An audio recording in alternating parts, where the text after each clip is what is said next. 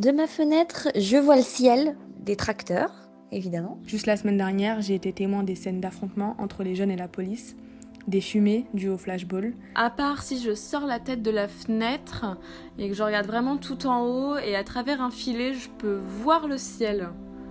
À la ZEP, on relaie des témoignages, des histoires, des vécus, et parfois on les compile. Bienvenue sur Sample, le podcast qui mélange, superpose et confronte les voix des jeunes pour donner à entendre notre société. Paloma, Pauline, Floriane, Cyrine, Yasmine, Rose, Mathis, Émile et Léa ont entre 15 et 26 ans. Ils ne se connaissent pas, mais ont comme point commun d'avoir pour seule ouverture vers l'extérieur une fenêtre. Ils m'ont raconté ce qu'ils y voyaient. D'un village des Ardennes à Chanteloup-les-Vignes, en passant par les coteaux de Toulouse, des réalités urbaines et rurales se dessinent, se croisent et se répondent. Moi, c'est Nathalie, et c'est leur environnement, leur quotidien, que je vous propose aujourd'hui d'imaginer. Ce que j'ai envie de faire, c'est d'avoir mon bac et après pouvoir partir et vivre ma jeunesse, quoi. Moi, ma pilosité, c'est mon identité. Dans mon quartier, je me suis souvent fait contrôler. Pas forcément féminine, et les obligations féminines, on s'en fout. Merde, laissez-moi faire, je suis grande. La ZEP. Ta bulle d'expression. Depuis ma fenêtre, je peux voir la ville de Toulouse, on peut dire à 180 degrés, dans le sens où il n'y a rien vraiment qui bloque ma vue. La ville, c'est vraiment le bordel, quoi, dans le sens où il n'y a aucune habitation à la même hauteur, il n'y en a aucune qui est, je sais pas, située sous le même angle. De ma fenêtre, je vois le ciel, des tracteurs, des chiens qui se baladent puisqu'ils ne sont pas confinés. Je vois un immeuble. Je vois les maisons d'en face, quadrillées de haies, qui se ressemblent tous l'une de l'autre. Voilà, je vois aussi également mes voisins dans leur jardin qui profitent du soleil, donc en bronzant toute la journée. Je vois une forêt, je vois un saule pleureur d'une vingtaine d'années. Je vois la cour de mon immeuble et donc je vois les appartements de mes voisins qui sont pas là en ce moment. Il y a un intérieur un peu bourgeois, on va dire, au 3e étage. Je vois, ils ont des super plantes vertes, mais qui sont en train de vraiment croupir et ça me déprime un peu. De ma fenêtre, en face de moi, il y a des grands ensembles de bâtiments, des HLM, réunis autour d'une aire de jeu. À droite, il y a cet autre bâtiment, similaire aux autres, mais qui se distingue parce que sur celui-là, il y a une gigantesque fresque en mosaïque qui représente Baudelaire. Chanteloup, c'est un peu une ville atypique parce qu'on est posé comme ça en plein milieu des champs.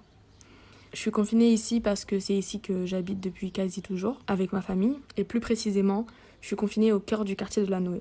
Je suis donc maintenant à la campagne, dans les Ardennes, dans une ferme, puisque mes parents sont agriculteurs. La chose la plus lointaine que je peux observer, c'est des collines, dont d'ailleurs je n'ai aucune idée de où elles se trouvent réellement sur un plan, ni le nom des villages qui sont posés dessus. La chose la plus lointaine que je peux observer, c'est le centre Pompidou.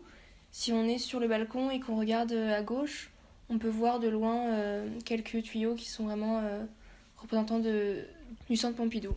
Alors moi, je suis confinée chez moi. J'habite à Tourcoing, chez mes parents, parce que j'ai 15 ans, je suis obligée et je suis encore mineure.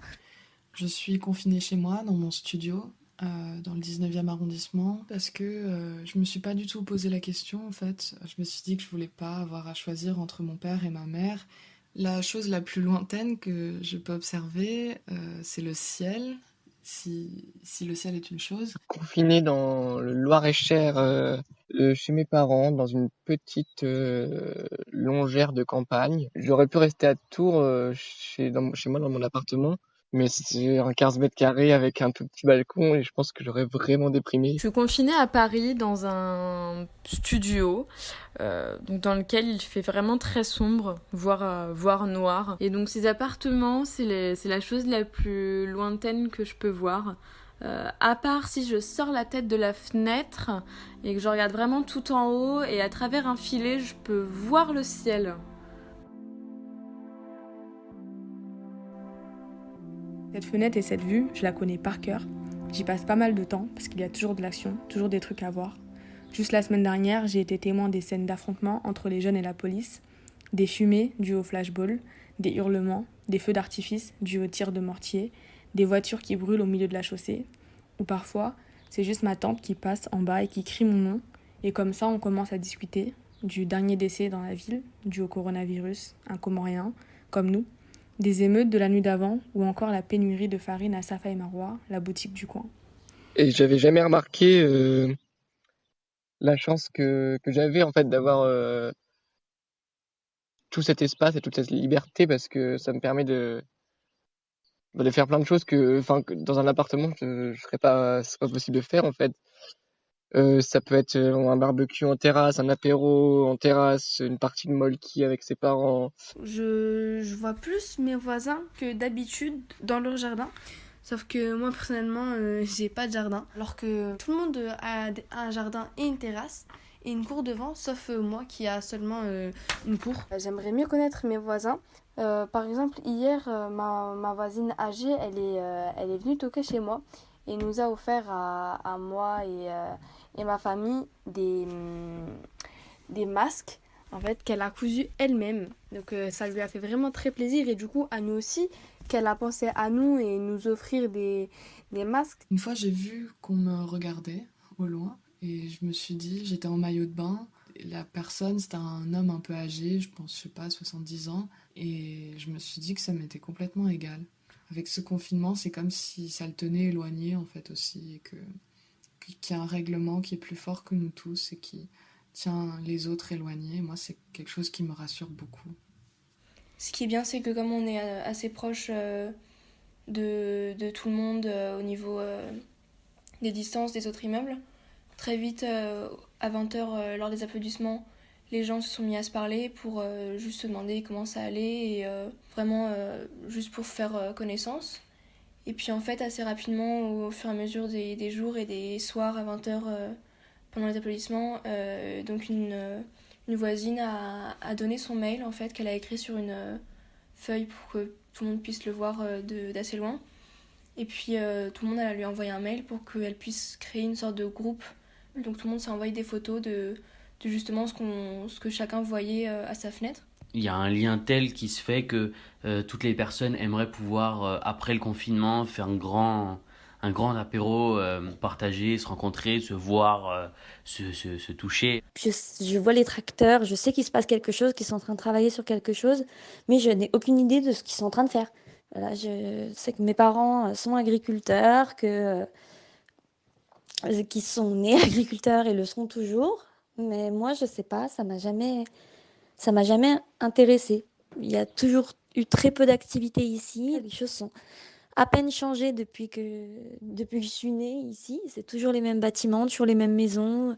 Je sais pas, il doit y avoir 6 voitures par jour qui passent devant chez moi. Sinon, c'est que des tracteurs.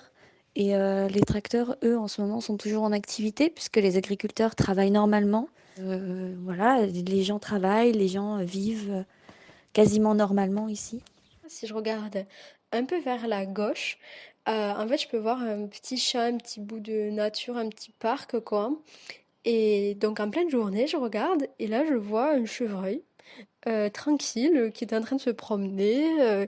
Et donc, je sais pas, ça m'a vachement étonnée parce que quand même si je suis un tout petit peu excentrée, je suis quand même en ville.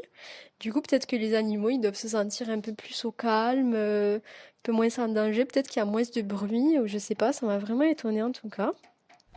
Là, depuis qu'on est confinés, j'ai remarqué que quand il fait très beau, il y a un rayon de soleil qui arrive sur l'immeuble juste en face et parfois il reflète dans mon appartement et donc pendant une demi-heure à peu près, j'ai du soleil. Donc, du coup, je m'allonge et je profite de ce rayon. Ça me rend super heureuse, vraiment, tout le temps, tous les matins. Quand il est là, je suis en joie. Merci à Paloma, Pauline, Cyrine, Yasmine, Rose, Mathis, Léa, Floriane et Émile. Merci aussi à Lucie, Sofiane, Elliot, Marianne, Lucas, Emmanuel et Amadou. Moi c'est Nathalie et vous avez écouté Sample, le podcast qui remixe la parole des jeunes pour une meilleure écoute de notre époque.